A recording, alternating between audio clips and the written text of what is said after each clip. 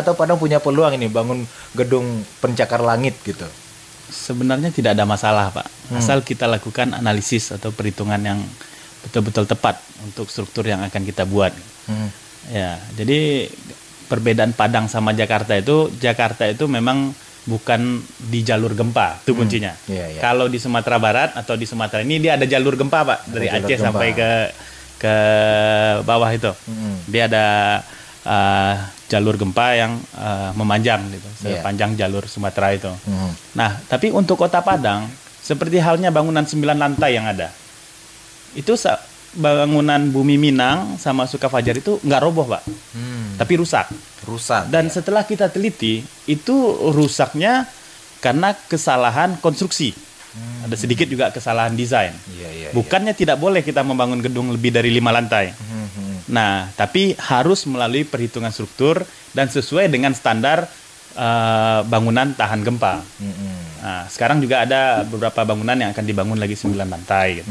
Nah, sebenarnya nggak ada masalah. Toh bangunan yang 4 lantai atau 6 lantai seperti Ambacang roboh. Kenapa bangunan yang 9 lantai enggak? Gitu. Nah, itu karena kesalahan baik dari desain maupun konstruksinya. Jadi boleh, Pak.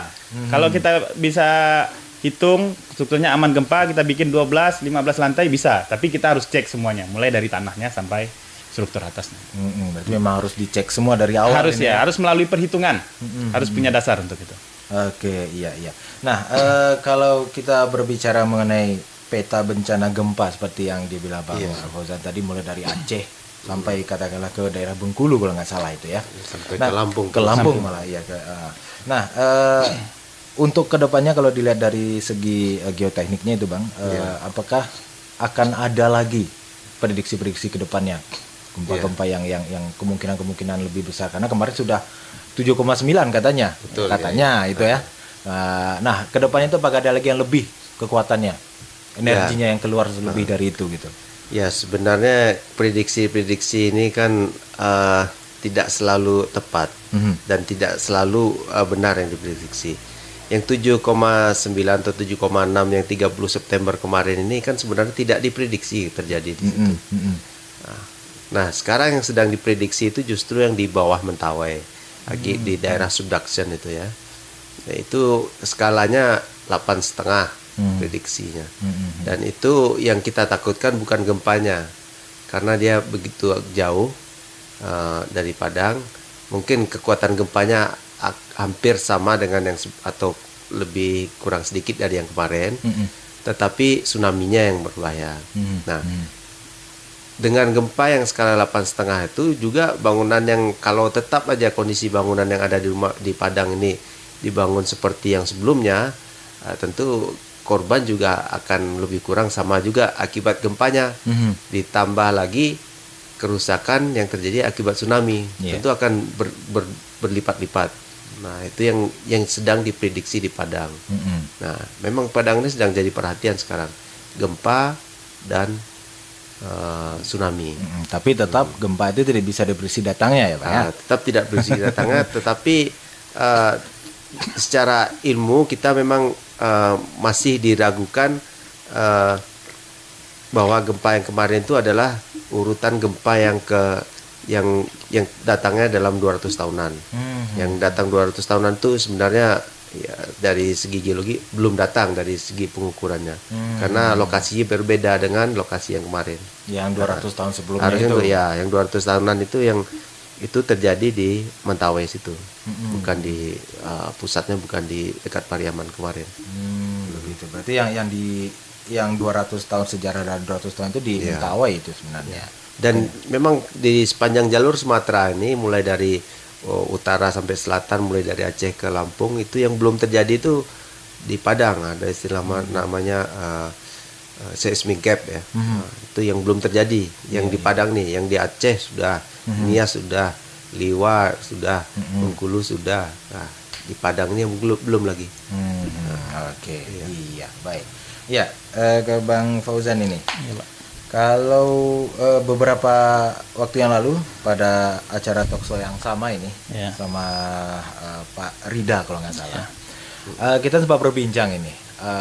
Ketika waktu itu kan masih dekat hangat-hangatnya gempa Chili, yang 8,8 kalau nggak salah. tidak banyak bangunan yang rusak atau roboh gitu. Karena apa kata Pak Rida waktu itu, karena sebelumnya jauh sebelumnya Chili juga pernah punya sejarah gempa, dan pemerintahnya atau katakanlah orang-orang di situ telah berpikir maju untuk memakai rumah yang aman gempa, katakanlah bangunan yang aman gempa. Nah, apakah berangkat dari tanggal 30 September ini, G30S ini, apakah sudah harus seperti itu kita? Ya, seharusnya memang seperti itu. Kita harus mempersiapkan diri. Ya, seperti apa yang disampaikan Pak Hakam tadi, ya kita berada di jalur gempa dan mungkin Padang yang belum ya, dibandingkan daerah sekitarnya yang periode 200 tahunan. Iya, iya. Cuman manusia hanya bisa berusaha. Apa usaha kita? Kita perkuat rumah kita. Iya, iya. Ya, sesuai dengan kaidah rumah aman gempa. Jadi jangan takut kepada gempanya. Iya. Ya, karena gempa tidak akan membunuh. Yang akan membunuh itu rumah atau tempat yang kita diami gitu. Nah, kita perkuat rumah kita sesuai dengan rumah aman gempa. Ya, insya Allah kita aman untuk itu. Gitu. Dan bagi masyarakat sebenarnya nggak perlu cemas, nggak perlu takut atas prediksi-prediksi gempa gitu. Gempa itu sampai sekarang belum ada ilmu atau alat yang bisa memprediksi atau memperkirakan kapan terjadinya dan berapa besarnya dan di mana tempatnya. Belum ada. Ilmu pasti untuk itu belum.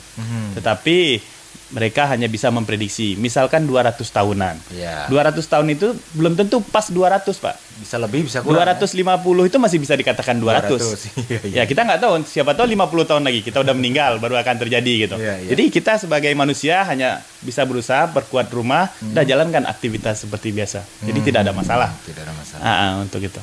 Iya, oke, baik. Berarti bukan gempanya. Bukan gempanya. Tapi rumahnya. Betul. Rumahnya yang harus kita amankan dari gempa. Kan gitu. Baik. Iya, baik pendengar, kembali kami undang Anda di 812-878 untuk malam hari ini di dialog Rumah Aman Gempa.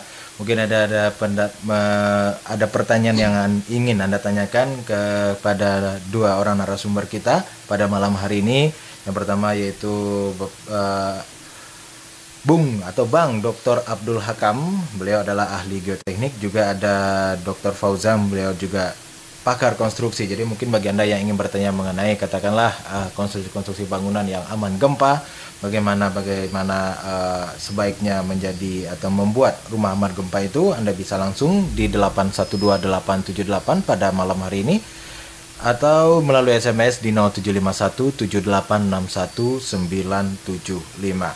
Ya, kalau kita melihat profil gempa, ya kita terima dulu. Assalamualaikum. Waalaikumsalam, Yudi. Iya, selamat malam Pak Jafar. Iya. Iya, apa kabar Pak Jafar malam ini? Aman. Aman ya, aman ya. Iya. Iya, silakan bertanya Pak Jafar. Ini ada Bang Hakam sama Bang Fauzan ini. Ini di tempat Pak Jafar nih tanahnya gambut nih gitu. Tanahnya gambut. Iya. Ya. Tapi ada kemarin nih dapat bantuan dari rumah tak layak ini sebanyak 32. 32 apa ini? 32 unit. 32 unit ya.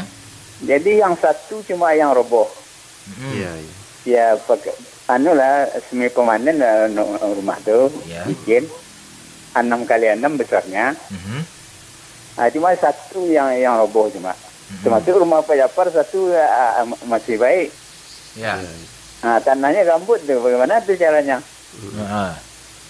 Tidak ada punya besi tulang segala macam. Ya. Cuma dibangun pondasinya cuma pasir biasa aja sama semennya. Tidak ada pakai besi cuma. Tuh. Tapi masih bagus lah, bisa dipakai. Masih bisa dihuni ya? Kerusakan tuh ini. Oke. Terus pertanyaannya?